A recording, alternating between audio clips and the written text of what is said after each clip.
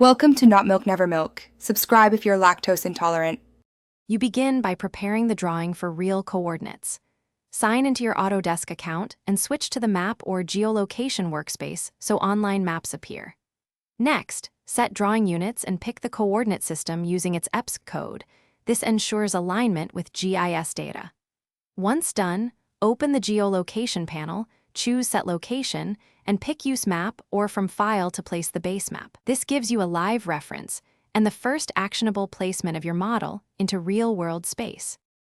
Now you place and align the base map to your drawing.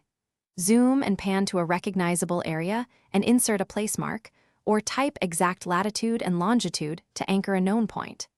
Then, move your model or use a line with 2 or 3 control points to scale and rotate geometries to the map.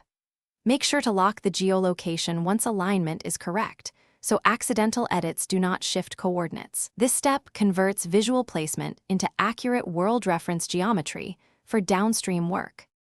Finish by validating coordinates across multiple control points. Measure offsets and adjust if any error exceeds your tolerance.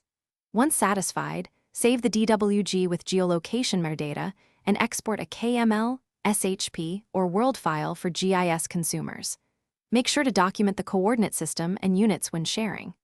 If something goes wrong, first check your firewall and Autodesk sign-in, then confirm the EPS code is correct. Often a wrong CRS causes misplacement, so reassigning it usually fixes.